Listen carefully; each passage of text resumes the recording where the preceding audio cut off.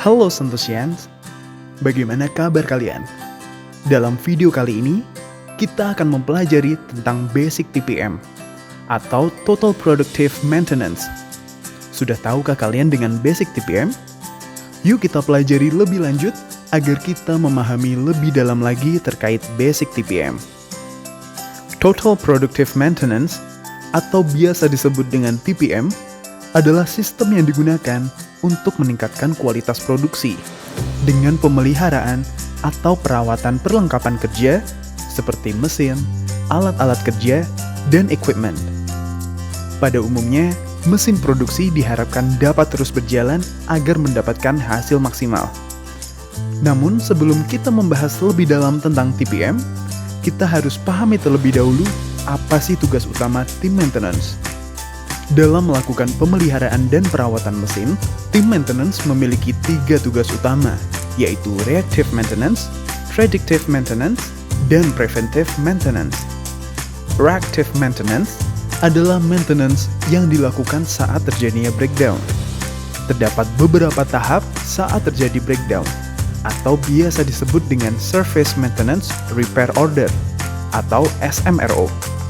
Urutan dari SMRO adalah 1. Identifikasi masalah breakdown. 2. Pembuatan SMRO online. 3. Serah terima oleh maintenance. 4. Perbaikan oleh teknisi. Dan 5. Masalah breakdown berhasil diselesaikan. Predictive maintenance adalah maintenance yang dilakukan berdasarkan kondisi spesifik suatu mesin, seperti suhu, noise, vibration, dan korosi. Prediksi dapat dilakukan dengan beberapa hal. Contohnya, pengukuran panas komponen mesin dengan infrared, pengukuran vibrasi dengan vib scanner, dan insulation test.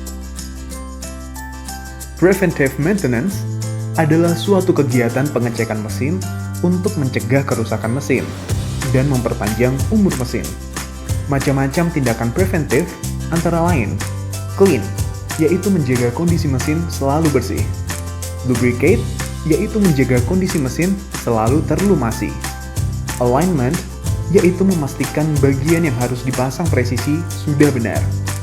Inspection, yaitu pengecekan untuk memastikan mesin siap dijalankan. Dan tightening, yaitu memastikan mur, baut, dan sebagainya terpasang dengan kencang. Oke, tadi kita sudah membahas tentang tugas tim maintenance. Selanjutnya, kita akan membahas lebih dalam tentang TPM. Tujuan dari TPM adalah 1. Memperoleh fungsi secara maksimal dari mesin. 2. Menghindari kerusakan mesin yang sedang berjalan sehingga dapat menurunkan biaya produksi. 3. Meningkatkan usia mesin sehingga mengoptimalkan biaya operasional. 4. Meningkatkan efektivitas secara maksimal pada seluruh sektor di perusahaan. Perusahaan yang menerapkan TPM secara konsisten dan optimal akan dapat meningkatkan efektivitas dan efisiensi perusahaan. Beberapa keuntungan yang dapat dihasilkan antara lain: 1. Menekan biaya produksi karena dapat mengurangi pemborosan atas proses kerja seperti overprocessing dan worn process. Pemborosan terhadap biaya administrasi seperti marketing, HR, sales and back office, dan purchasing. 2. Mengurangi biaya pembelian baru karena mesin lama bekerja dengan baik dan tahan lama. 3. Menghilangkan pekerjaan tambahan yang disebabkan oleh kerusakan mesin, sehingga karyawan dapat lebih produktif dengan mengerjakan pekerjaan yang lain. 4. Tempat kerja yang aman dan nyaman. 5. Meningkatkan nilai customer service level. Apabila keempat tujuan tersebut tercapai, maka akan menghasilkan dampak yang positif. Namun yang perlu kita waspadai adalah ketika TPM tidak berjalan optimal, maka dapat mengakibatkan beberapa kerugian yang dialami perusahaan, atau yang biasa disebut dengan 6 big losses, yaitu 1. Breakdown, yaitu kerugian yang disebabkan oleh kerusakan mesin. 2. Setup and adjustment, yaitu kerugian yang diakibatkan oleh kurangnya persiapan ulang, peralatan, dan perlengkapan kerja. 3.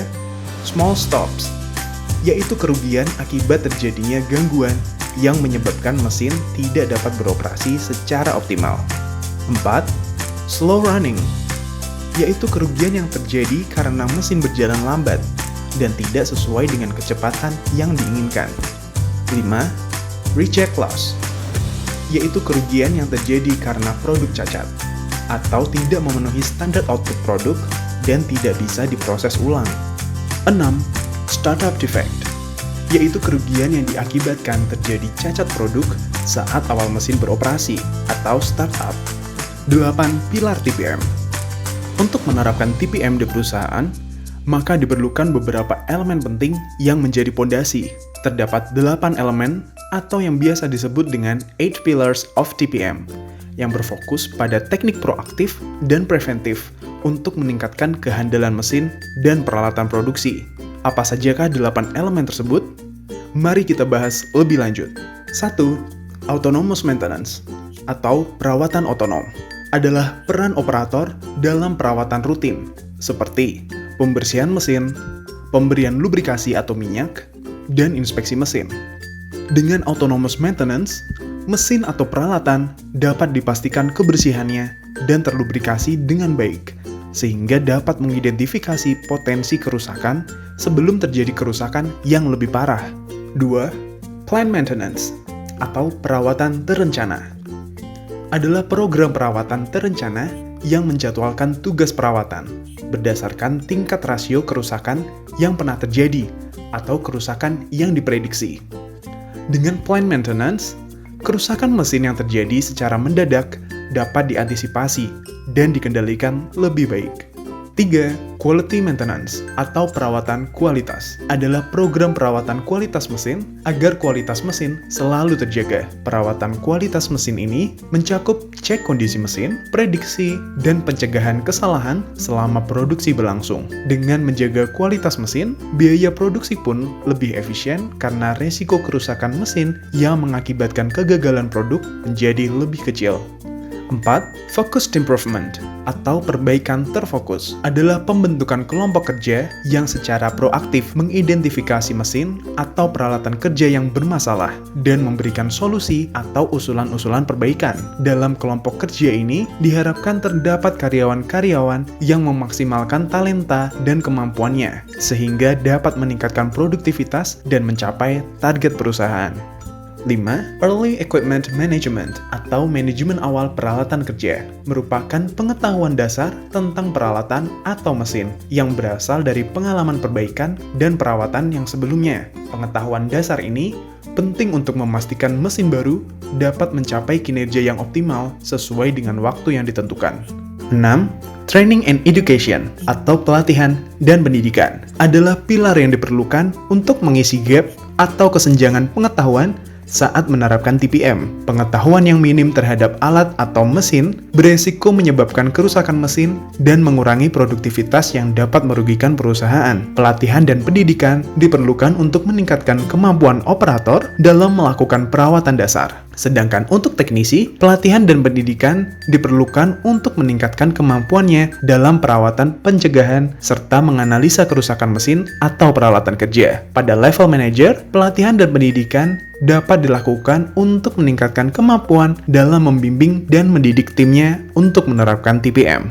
7. Health, Safety, and Environment atau kesehatan, keselamatan, dan lingkungan. Pada pilar ini, perusahaan dan karyawan diwajibkan untuk menciptakan lingkungan yang aman dan sehat, serta terbebas dari kondisi berbahaya. Tujuannya adalah menciptakan tempat kerja zero accident atau bebas dari segala kecelakaan. 8. TPM in Administration atau administrasi TPM. TPM in Administration atau juga biasa disebut administrasi TPM berfokus pada bagian administrasi perusahaan agar semua pihak dalam perusahaan memiliki konsep dan persepsi yang sama, termasuk staf administrasi. Dalam hal ini adalah pembelian, perencanaan, dan keuangan untuk penerapan TPM. Untuk selanjutnya, apa saja sih tahapan dalam melakukan TPM?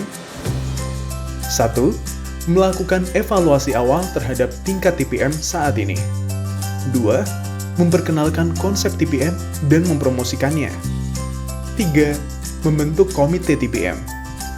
4. menetapkan kebijakan, tujuan, dan sasaran TPM. 5. Merumuskan master plan untuk pengembangan TPM. 6. Menyelenggarakan pelatihan atau training terhadap semua karyawan dan pihak yang berkepentingan atau stakeholder, terutama yang berkaitan dengan 8 pilar TPM. 7. Menerapkan proses-proses persiapan. 8. Menjalankan semua program dan kebijakan TPM guna untuk mencapai tujuan dan sasaran TPM yang telah ditetapkan. Nah, Santosians, itu tadi adalah penjelasan tentang basic TPM. Seru kan belajar di SCA Academy? Nantikan pembelajaran seru lainnya dalam video selanjutnya. Keep learning and stay young, Santosian!